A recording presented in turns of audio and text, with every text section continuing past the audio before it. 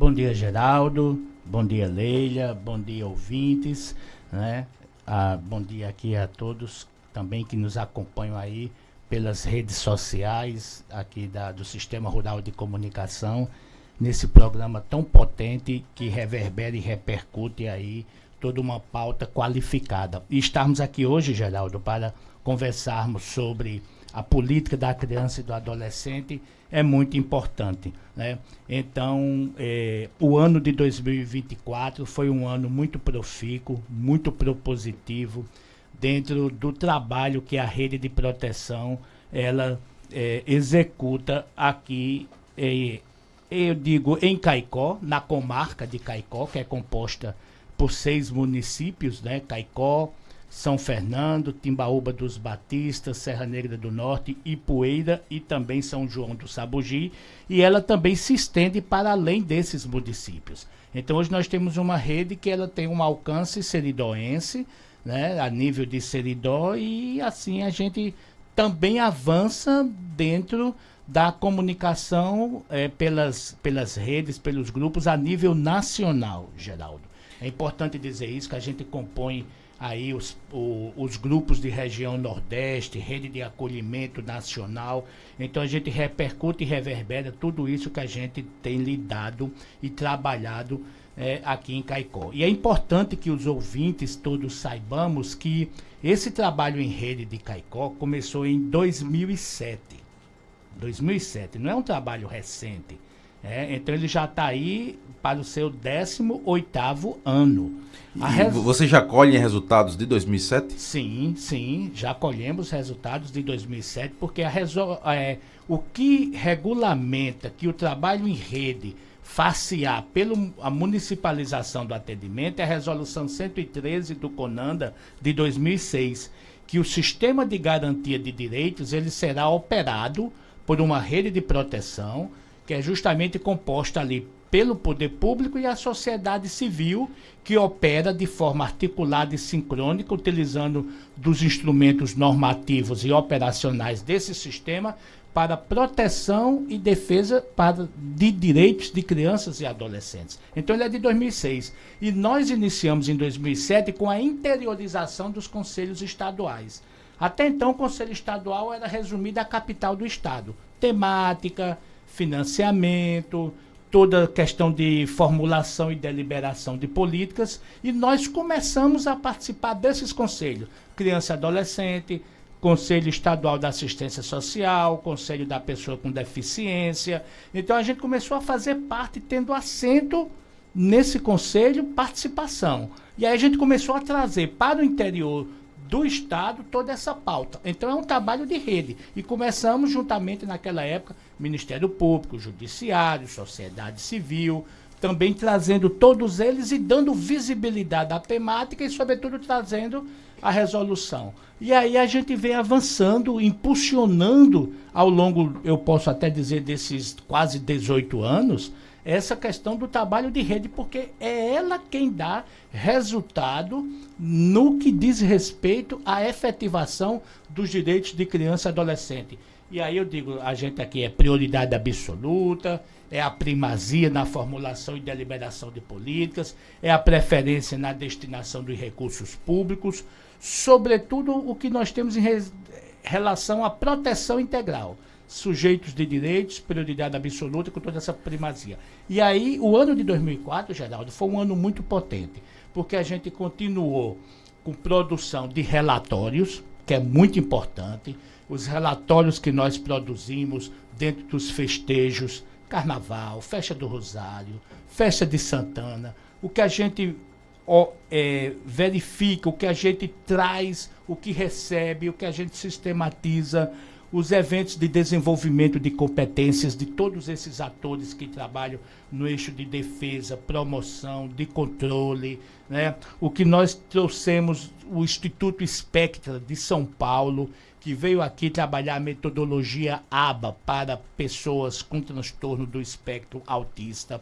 Nós tivemos audiências públicas importantíssimas aqui em Caicó, que também foram sobre o orçamento criança e adolescente. Primeira audiência pública que nós tivemos sobre o orçamento da peça orçamentária de Caicó sobre criança e adolescente. Então, assim, é muito importante porque você não consegue implementar políticas públicas se você não tem orçamento. Leila daqui a pouco vai falar sobre dados estatísticos. Sem dados estatísticos, você não tem diagnóstico. Sem diagnóstico, você não sabe como formular um plano de ação. Sem um plano de ação, como é que você vai ter recurso para áreas vitais? E as reuniões ordinárias, as reuniões extraordinárias. Então, assim, foi um ano muito potente para a rede. Nós avançamos, fortalecemos redes, demos autonomia dos municípios na constituição das suas redes de proteção local, com nossa participação. Então, assim, quando você vê a operação do sistema de garantia de direitos da criança e adolescente em nossa região por meio da atuação de rede, a avaliação nossa de 2024, ela é uma avaliação positiva. O desafio é grande, Geraldo. Escalamos a cada dia violência contra crianças e adolescentes no Brasil. Então, você ter uma rede consciente, com profissionais que sabem que a sua atuação é vital para que crianças e adolescentes possam ter dignidade, possam ter seus direitos garantidos e a gente romper o ciclo de violência, isso é o nosso foco. E hoje eu faço uma avaliação de que o nosso foco, o maior desafio é desenvolver competências dos profissionais, a estabilidade deles, das suas funções, para que eles operem cotidianamente esse sistema para que crianças e adolescentes, como eu já disse anteriormente, tenham dignidade e direitos garantidos. Deixa eu receber aqui também um bom dia da Leila. Leila, bom dia, seja bem-vinda aqui ao Panorama 95, prazer falar contigo, também desejar um feliz ano novo para o Conselho Tutelar, para os conselheiros. Foi um ano positivo, assim, confirmando o que Júnior falou, do ponto de vista do Conselho Tutelar. E aí você já tem esses dados que possa apresentar aqui para a gente? Bom dia. Bom dia, Geraldinho. Bom dia, ouvintes do Panorama. Foi sim. Eu, como conselheira, né, estou conselheira, já é o meu segundo mandato. O outro mandato entrei no meio, mas eu acredito que esse ano de 2024 a gente teve um avanço muito positivo, e tenho que agradecer também ao meu colegiado, né, que nós estamos todos focados, né, em um só. O desafio é grande, né, como o Júnior falou aqui, todo dia nós temos desafios, mas estamos caminhando, né, na direção certa, acredito eu. E com relação à rede, eu acredito que esse ano nós tivemos uma proximidade maior com os outros órgãos também, nessas reuniões de rede, né? Nós conseguimos conversar ali, olho no olho, com os outros órgãos e tentar procurar uma maneira mais viável, né, de conseguir garantir o direito das crianças e dos adolescentes. Nós, desse colegiado, a partir de janeiro de 2024, a gente encaminhamos tanto para o Ministério Público quanto para a Secretaria de Assistência e também para o CMDCA alguns dados, né? O nosso trabalho, ele é sigiloso, mas é necessário ter esses dados, né? Encaminhar esses dados, porque são números e são pessoas, são crianças e adolescentes que passam por violações quase não, todos os dias, e a gente precisa ter esses dados, até para que a população também veja, né, o nosso trabalho. Nós finalizamos agora o ano com esse fluxograma, postamos nas redes sociais, postamos em grupo de WhatsApp, né, alguns dados desse ano. Então, eu já posso falar aqui agora os dados? Pode ficar à vontade. Os números de atendimentos e orientações, né? O Conselho Tutelar, ele é a porta de entrada para qualquer tipo de denúncia, né? Eu costumo dizer porque, geralmente, quando a gente vai às escolas, quando a gente vai às OBSs e recebe alguma denúncia, né? A gente percebe muito o medo das pessoas em denunciar. Elas, muitas das vezes, não sabem a quem recorrer. Então, eu costumo dizer que pode ir ao Conselho Tutelar. Não vou dizer que lá é o lugar que nós vamos resolver aquele seu problema, né? Mas a gente vai saber direcionar, encaminhar, fazer os encaminhamentos necessários para que os órgãos competentes façam. Então, número de atendimento e orientações no ano 2024 foram 860, denúncias recebidas foram 600, requisições de serviço público 352, reuniões ordinárias 54, reuniões com outros órgãos 100, atendimento por zona, né? Aí vem os atendimentos por zonas, que aí a gente vê a questão das políticas públicas mesmo na cidade, nos bairros, né? Vem a Zona Norte, com 275, né, atendimentos, Zona Leste 122, Zona Sul 93, Zona Oeste 304 e Zona Rural 66. Então, com esses dados, a gente dá para a gente ver por cima, mais ou menos, aonde a nossa cidade, né, tá mais, tá tendo, as crianças e os adolescentes estão tendo seus direitos mais violados. Então, a gente vem tentando, né, dia após dia, ajudar essas crianças, garantir os direitos dessas crianças e mostrando o nosso trabalho para a população. Acredito que é um meio também de toda a população ajudar, porque é um dever de todos, né? Garantir esses direitos das crianças e dos adolescentes. E tem mais violação do que a gente imagina? Tem mais. Tem mais do que a gente imagina. E muitas vezes, como eu falei, né, as pessoas têm medo de denunciar, não sabem a quem recorrer. E porque quando a gente fala em denúncia, né, a gente pensa logo em a delegacia, né?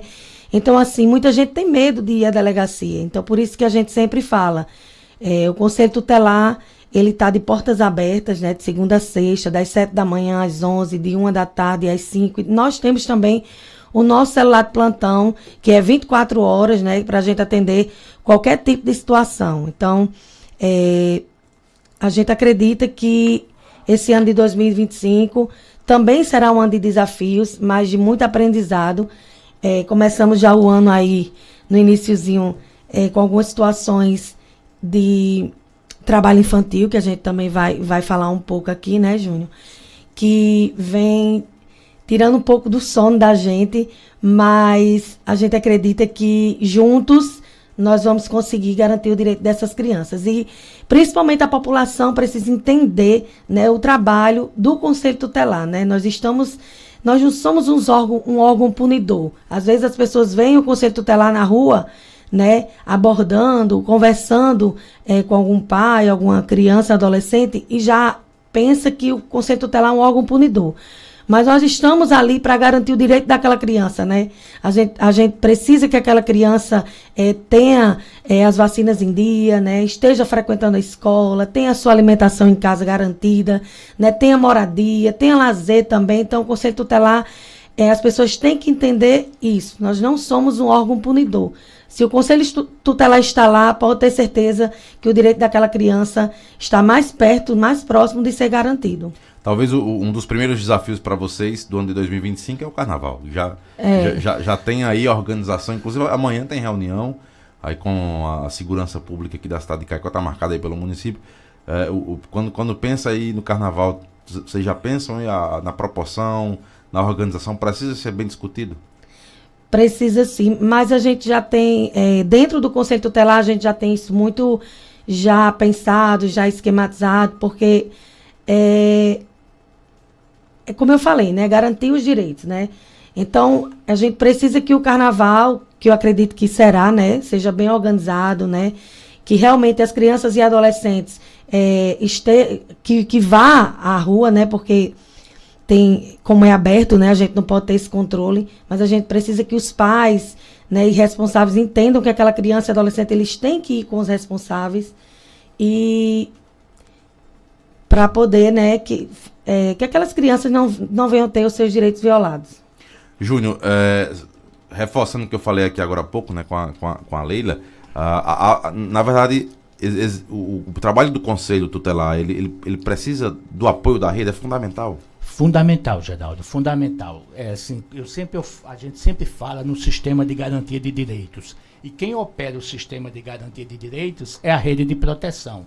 E, assim, citando o sistema de garantia de direitos nos seus eixos de defesa, promoção e controle, os órgãos que se destacam no eixo de defesa é Conselho Tutelar, Defensoria Pública, Ministério Público e Poder Judiciário. Aí você tem Executivo, Legislativo, os tribunais de contas, todos esses que estão lá no eixo de defesa. E o Conselho Tutelar, justamente, ele veio lá da Constituição Federal, né, e aí criou-se os conselhos setoriais de direitos, veio também nesse esteio o Conselho Tutelar, pelo Estatuto em 1990, e o Conselho Tutelar ele é um órgão fundamental, é uma peça-chave dentro desse sistema de garantia de direitos, que é justamente, eu sempre digo que é uma frase muito singular, zelar pelos direitos da criança e do adolescente. Mas esse zelar, ele vai ali para que perpassa por todo o sistema de garantia de direitos, e eles têm uma atribuição, uma responsabilidade muito alta. E aí, justamente, nesse sentido, a gente tem que olhar para essa conjuntura do Brasil, né, de que nós temos uma cultura de violência, Geraldo. 1 em cada 4 brasileiros acredita que a tapa é aceitável no processo educativo de uma criança. Isso está lá desde aquele debate da lei do menino Bernardo, a lei 13.010. Então, 1 em cada 4 brasileiros acredita que a tapa é uma medida educativa aceitável. Nós temos aqui também, né, que ela é educativa. 27% afirmam que educar com castigo é melhor do que o diálogo. E 38% já usaram de algum objeto para bater nos filhos. Então nós temos uma cultura de violência no Brasil. E aí o que Leila trouxe na fala dela, de que é importante que família, sociedade e poder público tenha a consciência, a responsabilidade de que é um dever de cada um de cuidar e proteger das crianças. Então nós não podemos estar ali de forma nenhuma aceitando que crianças e adolescentes sejam alvos de violência, porque é aquela coisa, hoje é uma palmada, amanhã é 2, depois é 3, depois está espancando e finda matando, né? Que foi o que aconteceu com o menino Bernardo, morreu de tanta pancada, né? E nós tivemos aqui em Caicó esses dias um feminicídio que a mulher morreu de tanta pancada. Então é o grupo mais vulnerável do mundo, criança, adolescente e mulheres. Então nós não podemos aceitar esse tipo de violência. A sociedade não pode ser omissa, silenciosa. O nosso silêncio pode levar à morte de uma criança, um adolescente, ou de uma mulher, ou de um idoso, ou de qualquer outro, porque nos silenciamos quando a gente ali elege que privilegia o criminoso em detrimento da vítima. Bebês sendo estuprados. Isso é algo, assim, um predador sexual de uma forma sem classificar. Eu sempre falo aqui, Geraldo, em relação a um dos maiores pedófilos que foi preso o ano passado, ele sozinho, ele contactou, montou uma rede em 27 países. Ele sozinho. Você imagine quantos outros se foram multiplicando nessa ação. Por isso que a gente não pode silenciar. A gente está nas portas de um carnaval. O carnaval, anteriormente à pandemia, as violências aumentavam em 20% durante o período do carnaval. O de 2024 ele foi para 38%, o aumento da violência contra criança e adolescente. Violência física, psicológica, exploração sexual, abuso sexual, trabalho infantil e outros. O trabalho infantil, ele é um agravante porque ele é normalizado e naturalizado pela população. Isso é um problema. Nós temos que dialogar com essas pessoas para desconstruir essa visão em relação ao trabalho infantil, porque o trabalho infantil ele vai para a exploração sexual, cooptação pelo crime organizado, tráfico de drogas, soldado do tráfico, ele vai para o trabalho doméstico, ele vai para muitas outras tipologias. E a população acha que é melhor a visão de que se estiver na rua, é melhor do que estar trabalhando do que estar roubando, é melhor estar trabalhando do que estar usando droga, como que se essa fosse a única opção que eles tivessem. Isso é mito, isso não é verdade, isso é danoso, é prejudicial. Nós não podemos aceitar crianças na mendicância. Pai, mãe, responsável, ou outro familiar, seja quem for, levando criança para ir para a rua, vender e pedir. Isso é crime. Explorar a criança é crime. A mendicância pelo adulto não é crime. O adulto que se quiser ir para a rua pedir, ele pode pedir, mas se ele levar a criança para vender ou tá ali pedindo dinheiro, ali é um crime. E lugar de criança é na escola, é em casa, é na comunidade, é brincando. Lazer e cultura é direito. Ele tem que acessar essas políticas com direito, com segurança. Por isso que o carnaval tem que pensar, a prioridade é criança e adolescente. A prioridade não é banda, a prioridade não é outras coisas. É pensar primeiro na criança e no adolescente. Porque está lá na Constituição, a primazia, a preferência. E nós temos aqui, nos relatórios que a gente produziu na rede, algo que no carnaval vai ter que ser pensado para 2025. Paredão em Caicó tem sido vetor de exploração sexual, consumo abusivo de álcool e drogas, prostituição para maior de 18, menor de 18 é exploração sexual. Isso é algo muito sério. E aí a gente tem que pensar nessa organicidade, essa concertação, dialogando, para que a gente não crie pontos de violação de direitos. Se eu quero que a criança e a adolescência acesse política, tem que ser com cuidado e proteção. Muito bem. Júnior, quero agradecer pela participação. O assunto realmente é sério, né? Precisa ser debatido, precisa ser discutido, a sociedade precisa conversar sobre isso, né? Nosso tempo que já realmente chegou, já estourou. Mas eu quero agradecer demais a participação de vocês, Leila, Júnior e Leila.